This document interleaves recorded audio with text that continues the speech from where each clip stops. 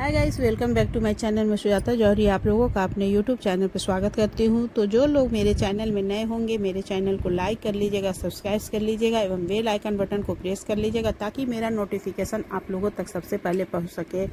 तो आइए आज हम लोग जानते हैं कि जो पुरुषोत्तम मास में एकादशी पड़ती है उसको हम लोग पद्मिनी एकादशी के नाम से जानते हैं। तो पद्मिनी एकादशी की पूजा हमें कैसे करनी है और इसका व्रत हमें कब रखना है एवं इसकी पारण हमें कब करनी है। तो देखिए, पूजा करने के लिए हमें स्नान कर लेना है। स्नान करके साफ वस्त्र पहन करके उसके बाद से हमें एक चौकी लगाना है और चौकी लगा करके उस पर हमें पीले कलर का वस्त्र बिछा देना है।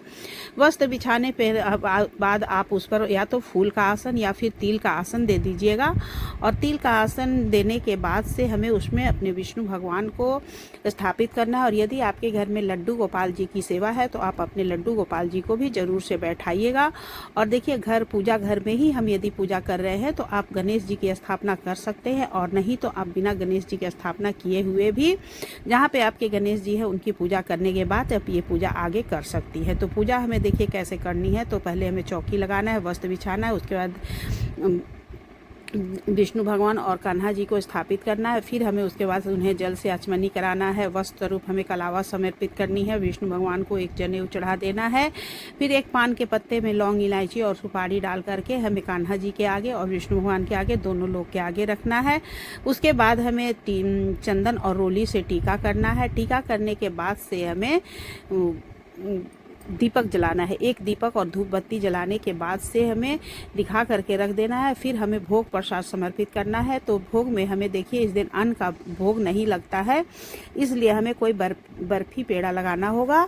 आप लड्डू का भोग नहीं लगा सकते हैं। फिर ऋतु फल जैसे कि जो भी फल आपको, लीची, आम, खरबूज, तरबूज, जो भी फल आपके पास उपस्थित हो, आप वो फल का भगवान जी को भोग लगा दीजिएगा। भोग लगाने के बाद से हमें दक्षिणा चढ़ाना है। दक्षिणा देखिए, दक्षिणा में पूजा में जो कमी हो जाती है उसके पूरा करने के लिए हमें दक्षिणा समर्पित करना होता है। तो इस तरह से हमें दक्षिणा समर्पित कर देनी है। उसके बाद हमें हाथ में तिल और फूल लेकर के हमें पद्मिनी एकादशी व्रत की कथा को सुननी है। तो देखिए, पद्मिनी एकादशी व्रत की कथा जब समाप्त हो जाए तो हमें वहीं पे तिल को समर्पित कर देना है और उसके बाद हमें आरती करनी है।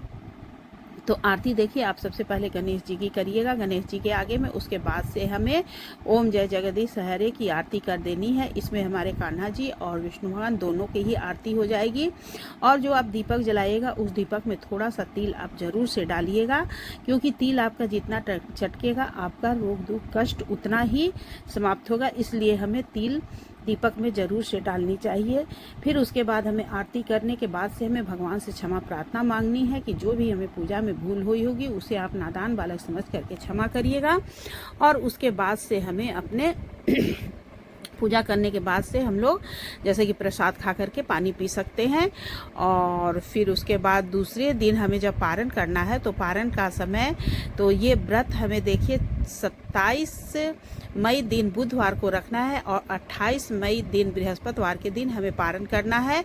तो पारण हमें सुबह सवेरे 5:10 से ले करके और 7:48 तक का समय है। इस बीच हमें पारण करना है। और पारण हमें सबसे पहले देखिए, हाथ में थोड़ा सा तुलसी दल और गंगा जल लेकर के हमें सबसे पहले अपने मुख में डालना है।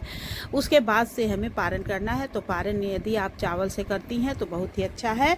और पारण करने से पहले हमें दान कर लेना है। आप सीधा निकाल लीजिएगा और ये जो पैसा चढ़ाई है उसे आप सीधा के रूप में किसी ब्राह्मण को दे करके उसके बाद से आप अपने भोजन करिएगा। और यदि आपके घर के अगल बगल ब्राह्मण है तो आप उन्हें बुला करके घर में भोजन भी करा सकती हैं।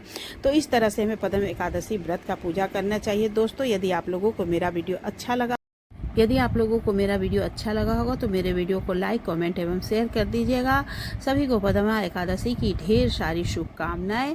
राधे राधे।